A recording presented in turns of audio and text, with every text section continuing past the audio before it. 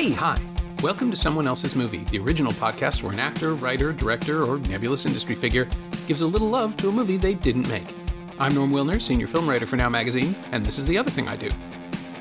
My guest this week is Fran Kranz, an actor you may have seen in projects like Buffy the Vampire Slayer, Dollhouse, The Cabin in the Woods, and You Might Be the Killer.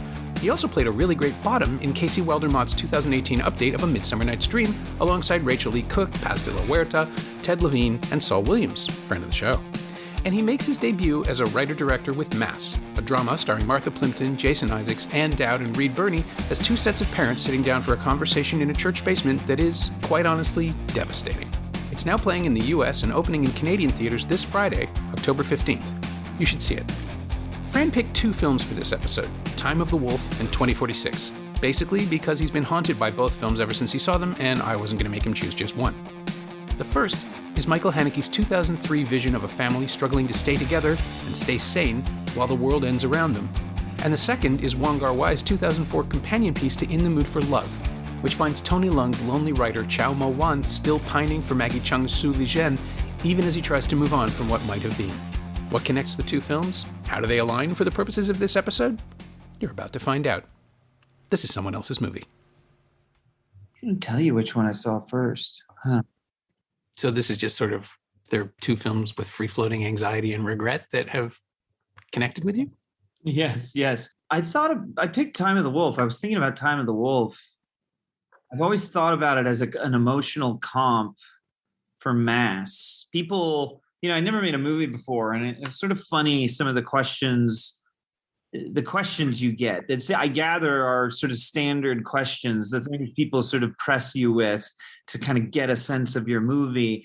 And a lot of people would ask me consistently, what do you want your movie to feel like? And I was so surprised by that question, but I would say I said Time of the Wolf. I still believe that. Unfortunately, it seems to have disappeared online. I'm sure there's some weird pirated way you could get it, but it's been so hard to find. It might not be a perfect, it might not be a perfect match, but I still based on, my memory, and this movie experience was just crushing when I saw it. But it still, to me, spoke about hope and endurance and the sort of persistence of life, no matter what. The sort of the sort of persistence or sort of need, the inexhaustible sort of endurance to just kind of move through it, no matter what. And I found that to be strangely hopeful in the middle of this very bleak movie. And then 2046, I sort of still feel like my favorite movies are Star Wars, 2001, Seventh Samurai, these big movies, action or science fiction, just grand scale. Mm-hmm. And I had never seen anything like 2046. I think it's kind of the most beautiful visually movie I've ever seen. It broke my heart. The music's incredible. The cinematography is incredible. But it kind of also broke all these rules for me. And it made, like I said, Akira, Seven Samurai, 2001, Star Wars, somehow this movie, because of how it sort of blended science fiction together, even though it was basically this meandering love story, somehow 2046 it joined that club. Okay. Where it's sort of, I think of it as it's one of the great movies ever made in my mind, and one of my favorites. And all of a sudden made a romance as big and as grand as sort of anything. So that was really kind of a defining cinematic kind of, viewing experience for me. Yeah, I can see Haneke all over Mass in a weird way. Yeah. Right? It's the austerity, but it's also the willingness to push in on people until they crack. The thing that he does where it's not cruel exactly. He's crueler to the audience than he is to his characters, I find. But even something like Time of the Wolf, where we're there to watch them scrape their way towards some kind of hope, because it's not present at the beginning. And as soon as you mentioned it in the back and forth we had setting up this episode, Time of the Wolf makes perfect sense because it is it's a story about people whose world has ended. Literally, you see it, that they're in the middle of an apocalypse. It's never fully specified, but is obviously everywhere. Mm-hmm. And Mass is about people whose worlds have ended, but no one else has noticed, right? Like they're all internal. Wow. Yeah, no, I love that. I mean, the notion that the event that sort of brought them there, or that has sort of that is the catalyst for the action of the film, is something that's not seen. It's something that's never seen off camera. There was something in Time of the Wolf. It's like a watercolor drawing when they're all sort of living in this sort of train depot, this kind of train station. The Isabelle Huppert and her kids have sort of made it to this train depot, and there's all these people living there, just trying to sort of, like, as you said, scrape by. And there's this sort of passing sort of shot of a drawing, and it's a mushroom cloud. And it's sort of this, maybe a reference to what happened, but otherwise violence is essentially off camera. At the beginning of The Time of the Wolf, they go to their vacation home or their country home and, enter it. I had no idea what this movie was. And they walk in, and within minutes, the father, the husband, is shot to death. But the shot happens, the gun fires, and we cut outside to the children. And it's another moment of violence. The only sort of moment of violence of this whole film is left off camera, sort of left to the imagination. So that always stuck with me. I think the only Haneke movie I'd ever seen was Funny Games at that time. And I thought, whoa, of course, who is this crazy guy? And so I'm pretty sure I came across that next, and I was so blown away by the simplicity of it, though, too. The static wide shots, just allowing things to play out in long frames. There's moments of that in Funny Games, but I mean, conventional is not the wrong word. It's a more dynamic. It did not, for some strange reason, Time of the Wolf felt like something I had never seen before, more so than Funny Games, if that's possible. If Funny Games was obviously pretty shattering, both as sort of, a viewer and just sort of like what you can do with cinema. It felt like, wow, this guy really broke some rules here. But with Time of the Wolf, it was the sort of restraint and just the ability to sit and hold, which really kind of changed my way of looking at things. Yeah, well, and it primes you for dread. Yes. In a way that Funny Games does it just by the presence of the characters showing up where they shouldn't be, right? They just come in and never leave, and so the destabilizing force is right there. In Time of the Wolf, the frame is the thing that becomes terrifying, because just 2 inches out of frame is something horrible that we can't see, and probably a person with a bat or a knife or something. There's just this intense seething threat in that film. Have you ever seen Benny's Video, his first feature? I think it was his, no, it was the first feature I saw, but it wasn't his first. I mean, I am so embarrassed. Not only have I never seen it, I don't think I've ever heard of it. This is a Michael Haneke movie, Benny's Video? Wow. It's fairly hard to find. It was made in 92, I think. Wow. Okay. Well, I'm going to have to, I will search high and low. I do have a friend that sort of knows how to get those things from anywhere. So I will ask him, because I did email him about Time of the Wolf, because I'm like, I haven't seen it in years. But I've been doing this all day, so it's not like I had time to watch, but I would tell me about it. I mean, what is it? Maybe we don't have time to talk about it, but I'm so curious. It's how can I explain it? It's actually it's about parents coping with the possibility that their son is a murderer, a deliberate sociopathic murderer. There are some things that echo in Mass as well, which is why I'm kind of surprised you haven't seen it. There's a little moment where they touch on the nature of the crimes, and then the film within that film, we are shown a videotape of an atrocity that their son unambiguously committed. We watch it, and then we watch the effect on the parents. And it's sort of the text for Haneke, because Cachet is in there, and a few other things are all just seething inside of it. I keep saying seething a lot today, but yeah, it's. I think Kino released it a while ago. You should definitely check it.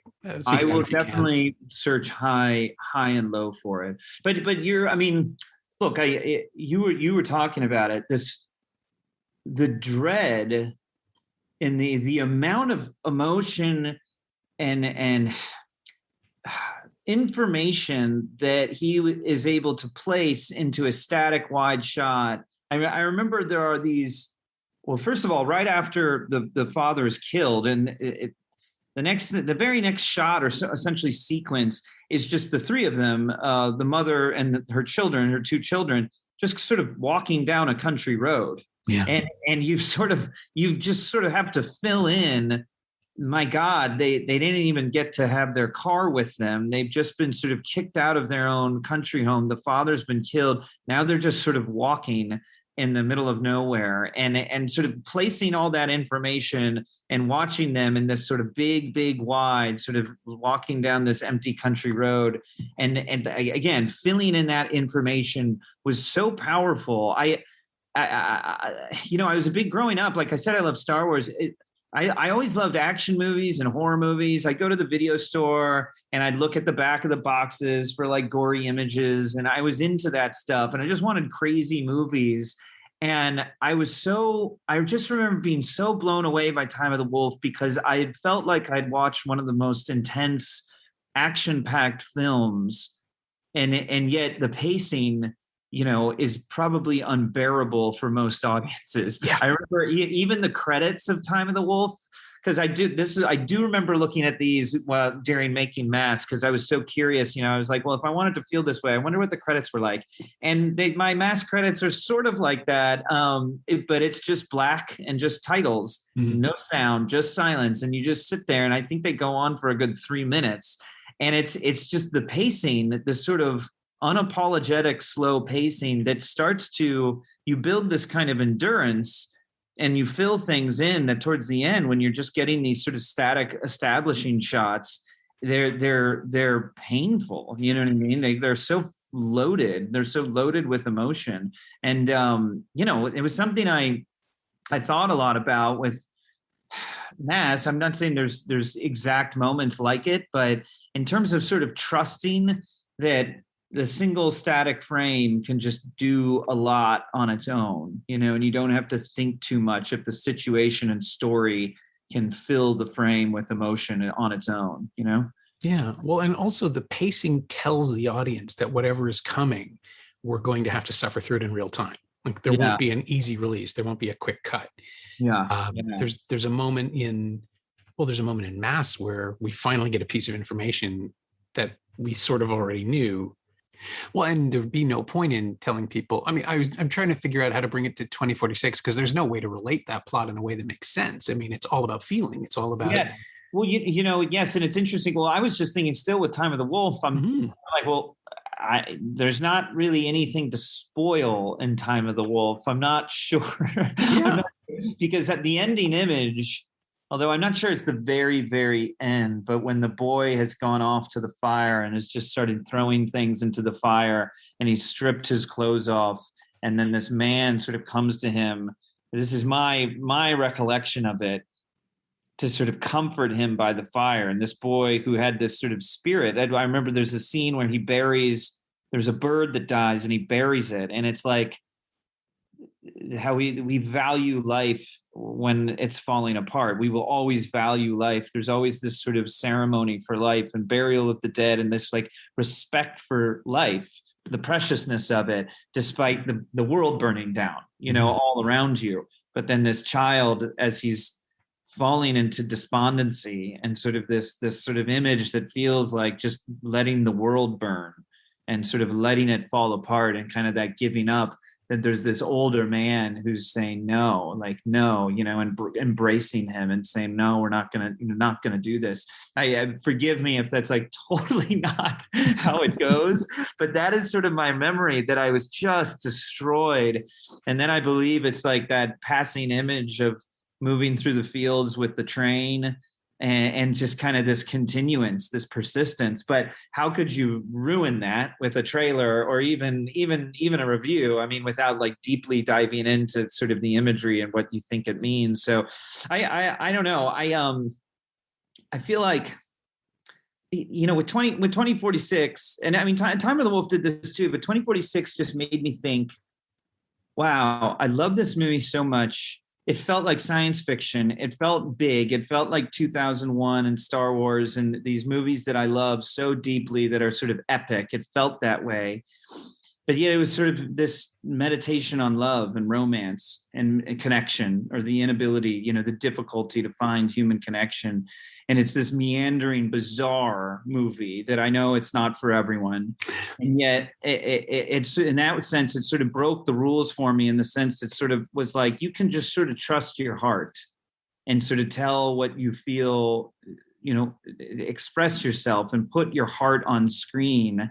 And there might be value to that you don't necessarily have to worry about the 3-act structure or worry about sort of some Aristotelian sort of structure or storytelling. If it's, speaking sort of from the heart, there could be something to it. There could be value to that. It gave me like great faith in being able to trust, like, no, I can just make a movie in a room. It doesn't matter. It doesn't matter if it's 40 minutes before you even know what they're doing there. It doesn't matter. I'm just going to sort of follow my best intentions here. I don't know if that makes any sense. Yeah, I think so. I mean, I was surprised watching Mask to realize it wasn't just the 4 leads, that there's a preamble, that there are other characters who drift in and out, which is the audience, right? Like, it's us trying to figure out how to respond to what's coming.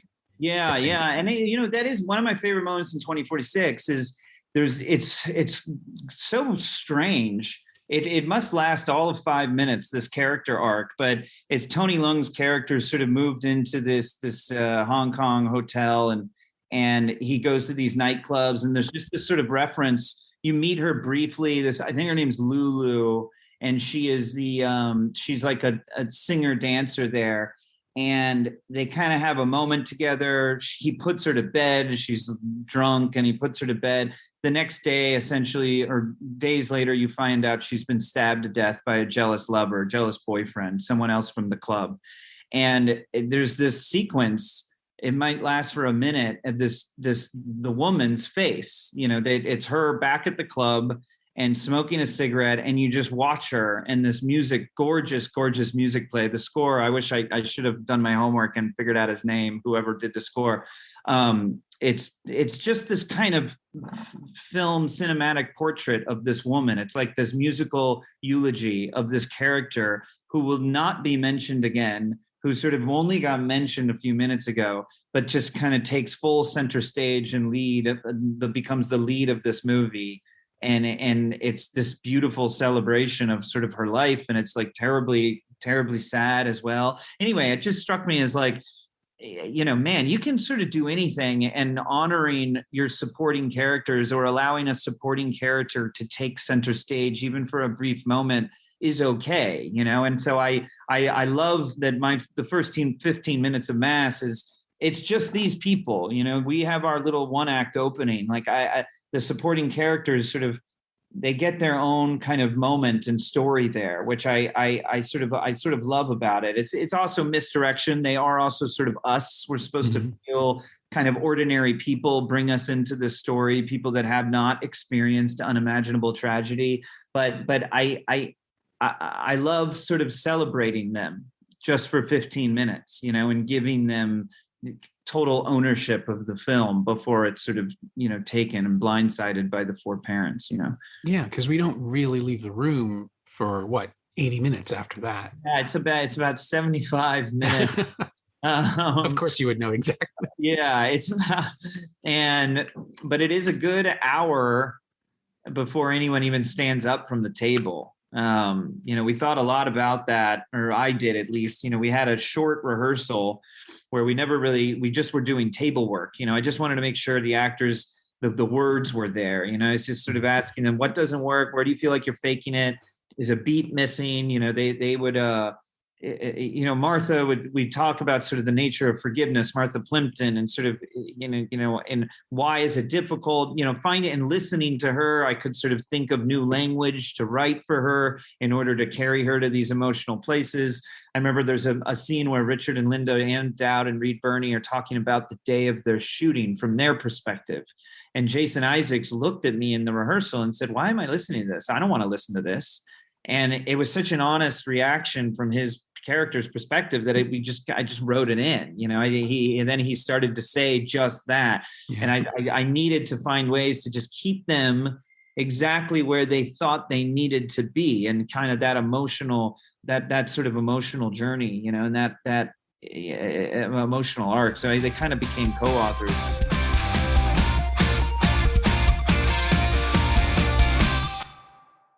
Sorry, now I'm sort of getting off topic, but no, it's fine. I was actually going to come back to the idea that mass is so dependent on dialogue, whereas neither of these films that you've chosen really is.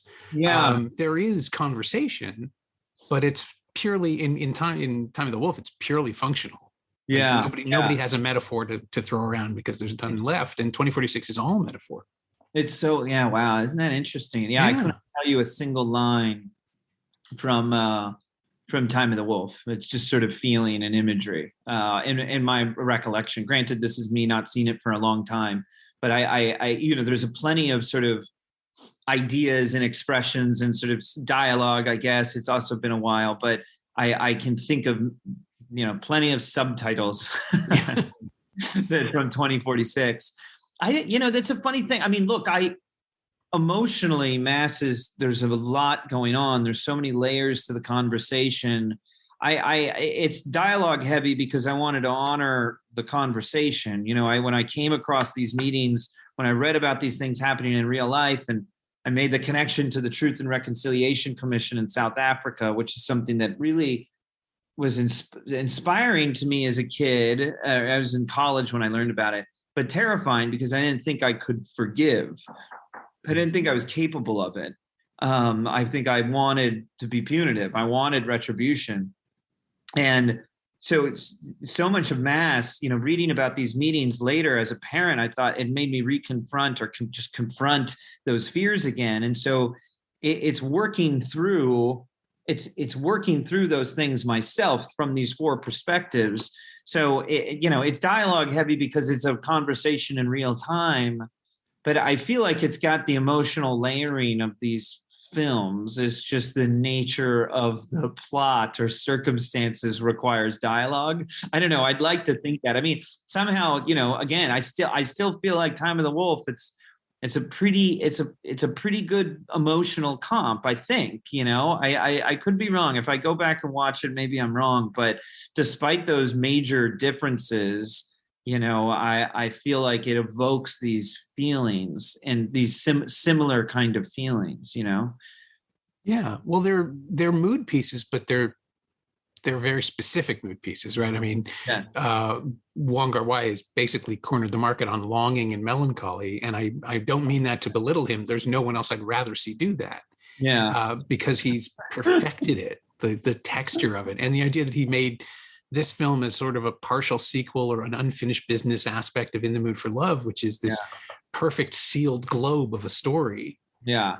Fascinates me because it means that he was longing for those characters himself and wanted to revisit where they were, what they would be doing, or at least what the impact of the first film would be on Chow. And it's just such a a beautiful dedication that he shows. That's so funny you say that. Totally. There is this, I mean, is it meta? I don't know, but there that it's mirrored in that his own relationship, Wong Kar-wai's own relationship with the characters to sort of create a sequel, the need to sort of try and see them again, or was there something left unsaid in that relationship, something that's still that longing? It is really kind of interesting. I have to tell you, this is and I wish I could remember exactly how he was phrasing it, but so I met Quentin Tarantino at some party in LA. It was like a nightclub or something, and I was such a geek and fanboy of his, and I loved Reservoir Dogs, Pulp Fiction, all that. but I knew he had been on, like, there was a DVD or whatever, the VHS, a Chungking Express. Chungking Express, yeah. He got that released in North America. And he did like some introduction about Wong Kar-wai and blah, blah, blah. And so he got me into Wong Kar-wai, and Chungking Express blew my mind. And then 2046 was then like my favorite movie. And I saw him and went up to him to say, like, blah, blah, blah. Like, you introduced me to these movies. Like, 2046 is the greatest movie. And he goes, no, you screwed that one up. No, it was such a mistake. And she was in Crouching Tiger, the younger actress who plays the sort of. Gen-G. Yes. Thank you. He was like, she should never have come back. He should have ended that movie. She should never have come back. And it was, first of all, it was amazing that, like, he just like leapt into a conversation with some random fan. You know what I mean? Like, it like didn't matter. It was as if we'd been like old friends or whatever, enemies. Like, he was passionately arguing this. And I was like, no, like that felt like real life to me. That felt like the story, like these misconnections, like the notion of there's the android that has the delayed reaction, and he falls in love with the android, and she finally sort of responds long after he's gone. This is like, we are so imperfectly designed. Like, we desire connection, but we are imperfectly designed in such a way that it's sort of impossible for us to stay connected. And I felt like her kind of entering and re-entering the story, to me, felt like life and even relationships I can think of in my own life, And so I thought, no, like, I love the meandering, kind of whimsical, redundant even quality of the film, but he was not having it. So anyway, I love this idea that even Wong Kar-wai can't stop bringing these characters back into his own life. You know what I mean? It's kind of amazing, that the sequel is his own way of missing his own characters, if that's even what it was. But you could sort of, happily look at it that way. I think so. I mean, certainly given the idea that Chow is a novelist, that he's trapped with his own inner life that he can't escape, that he'd be recreating these moments through his fiction, which Wong is also sort of doing in the sequel. It's I mean, it's poetic and beautiful, which is exactly what I would expect from him. From both of them at this point, the character and the director. Right.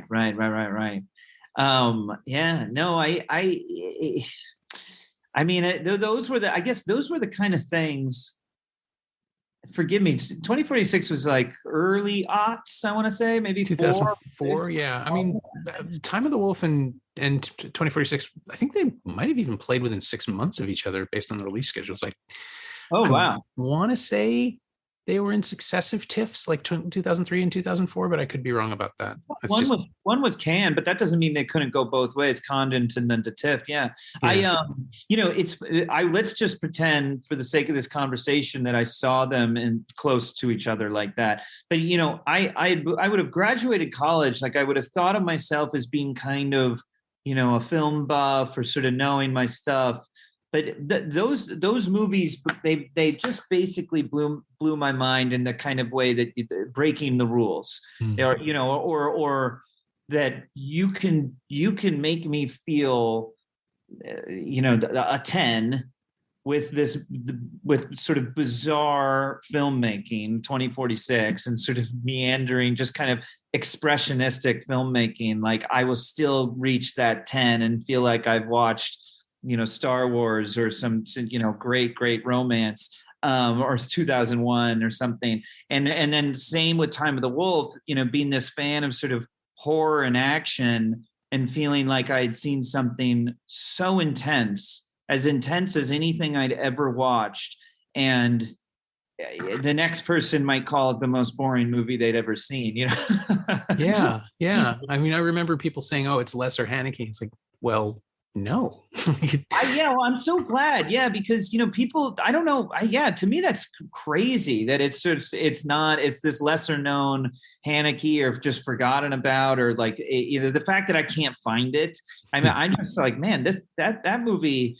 And look, maybe I don't know my film that well, but to me it was so groundbreaking. To me, the idea that the violence is off camera, that so much of the emotion, so much of the story and the feeling takes place in static shots, letting you build it yourself. I mean, that very much was groundwork for feeling confident about building mass at the pace that I was trying to build it, and that these were just gonna, my first image of the room where everything takes place in mass, we just had this simple shot. We were really thinking of Yasujiro Ozu, who has these tatami shots, right? They would call them as if you're sitting on the tatami mat. So It was placed kind of down low as if you were seated, and to sort of just present the space where the action will take place, and sort of just a very like objective view of here's where the story is and life will take place here. But a lot of it to me was, here is a space, life is going to happen in here, incredibly charged emotional things will happen in here. We are going to feel so differently about this image as time goes on. And to me, that for some reason, that feels sort of like the spirit of Haneke, and just sort of I'm just going to place the camera, and by the end of this shot, you will be in a very different emotional place from just all that you've filled into it, Yeah, I mean, he does something similar in The White Ribbon, and even in Amour, really, where you're in a room with people and there's nothing special about that, except that the thing that's happening in the room is the most excruciating thing you can imagine, because you've spent time with those characters. And again, Mass is that, right? Like, you were trapped in a space with these people who are going through some very, I was going to say it's the worst thing that's ever happened to them, but obviously that's not true. But it's about the processing of it. It's I mean, now this is really nothing to do with, I'm so used to just talking about Mass. It's not about Time of Wolf or 2046, but I wanted to sort of celebrate that, and I wanted this simple conversation, just people sitting across from a table from each other that they're at odds with or feel blame towards or hate for. I wanted that to be as significant and dramatic and as epic and as big as anything you could put on film. I believe that this is, granted it's a movie in a room, I think of it as a very big movie because of the emotions and the work and the strength and the courage that it takes to do this. I was shocked to find out about these meetings and to think that this would happen, and like what it would take to get in a room. But not just that the purpose is to heal, like the purpose is to work through something and some kind of, find some sort of forgiveness or way forward. I can think of nothing sort of more extraordinary. So I was determined to honor that, or sort of pay tribute to those ideas by keeping it simple. We wanted when I found that church and I thought, oh my God, the modesty of it, the plain white walls, I thought, oh no, you shouldn't do this. And at the same time, I thought, no, this is it. This is what you're talking about. Like, you have to sort of, put your money where your mouth is here now. Like you wanted bare bones, you wanted the plastic table, this is it. So embrace the discomfort of that and just put the camera in this room and let the story happen. So I don't know. I mean, I feel like if there's criticism that that is not cinematic enough, but we certainly developed sort of camera work to sort of mirror or parallel the emotional state of the actors or the characters, so the camera sort of deteriorates over the course of the film. There's a perspective shift or lens, we go from spherical to anamorphic to sort of suggest that kind of the event itself changed their perspective of the world forever, the way grief does. You just don't see the world the same way necessarily. So there was cinematic technique or style infused into it, of course, but at the end of the day, the subject is simply that people can do this, and the sort of my own admiration for that, but yeah, there's no doubt. I'd like to think that when you leave that room, when Martha Plimpton, I shouldn't spoil anything. But when the door closes, obviously the conversation ends at some point. My hope is you can't look at the room the same way.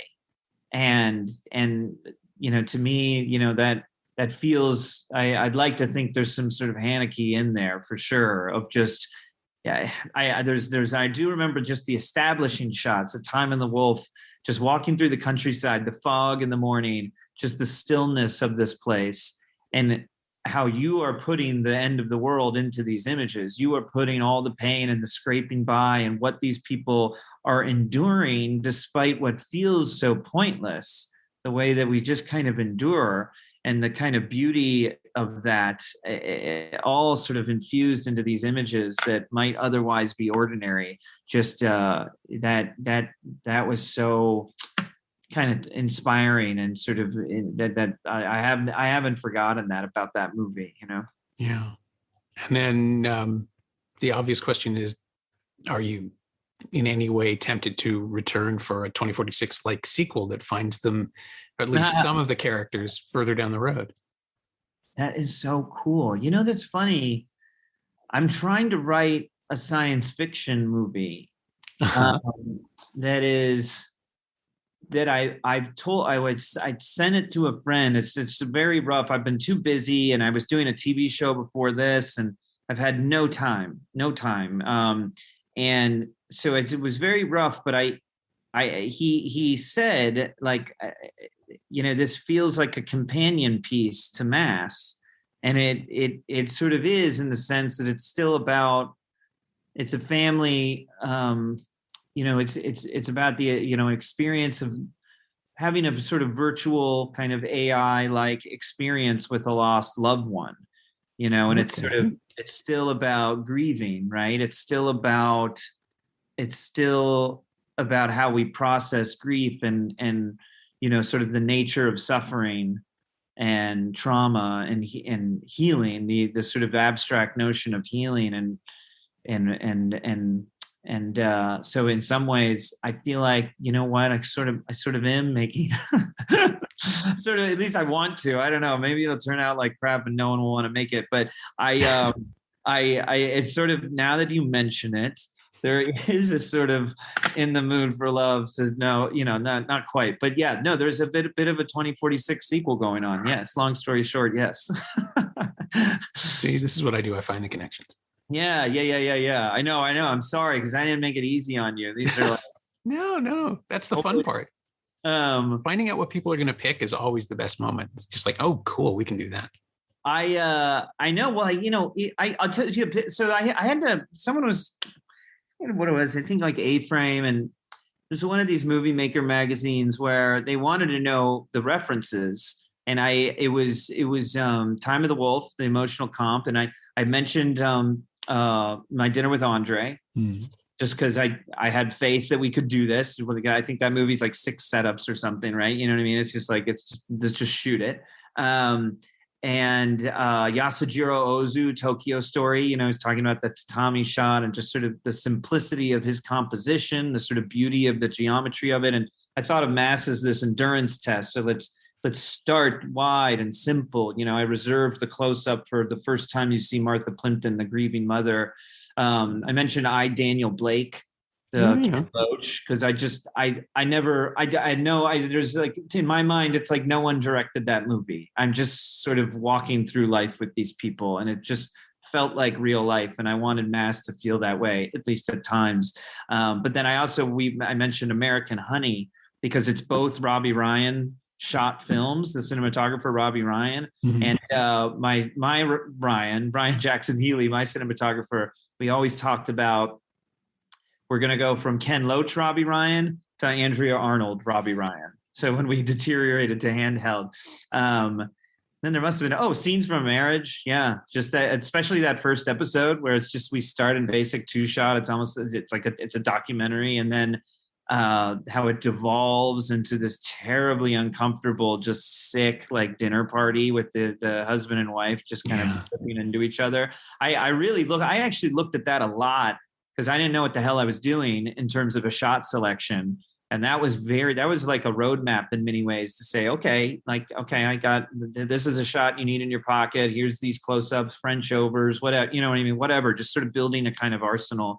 But anyway, yeah. No, 2046 had no business on no place on that list. It's just one of my favorites. I just like to talk about it and just think about it. Yeah. Well, and now it's floating around as a possibility for the next thing. I kind of love that. Big time. Now that you mention it, it's so funny. I would not have thought about that, but the images in my head for this thing are just 100% 2046. So yeah. Go for it. Run with it. See what happens. Yeah. I can't wait to get back to work on it. But I feel like I'm working on Mass still. I mean, I still, it's still emotional talking about it. I want it to get out there. I want it to do well. I want the actors to, win awards and whatever, get nominated, all that stuff. So I don't know when I will sort of get out of this relationship. You know what I mean? That's kind of how it feels. It's intense. My thanks to Fran Kranz, whose harrowing, powerful, and pretty much unforgettable first feature Mass is in U.S. theaters now and opening in Canada this Friday, October 15th. Thanks also to Angie Power and Laura Steen. They know what they did. You can find Fran on Twitter at Fran Kranz, all one word, and while he was right about Time of the Wolf being pretty hard to find these days, the DVDs are still kicking around out there somewhere, and while it's one of the only Haneke films not currently streaming on the Criterion channel, it's going to turn up eventually. Meanwhile, Benny's video is right there if you want to, but brace yourself. 2046 is newly available in a splendid Criterion Blu-ray release in the World of Wong Kar-wai box set. It's not streaming currently, which is weird, but Criterion's release also means the older Sony DVD is out there if you go looking for it. As always, you can find me on Twitter at Norm Wilner and elsewhere on the internet at nowtoronto.com, where I'm hosting a bunch of podcasts these days and trying to keep up with the fall festival wave. It's not going well. You can find this podcast on Twitter at Semcast, S-E-M-cast, and pretty much wherever you get your podcasts. Where did you find this one? Go find more. Our theme song is by The Last Year. If you like it or the show in general, please say so. Leave a review wherever you've been enjoying us. Every little bit helps. It truly does. And check out the other shows on the Frequency Podcast Network while you're there. Watch movies, stay safe, wear a mask if you go out, and get your shot already. I'll see you next time.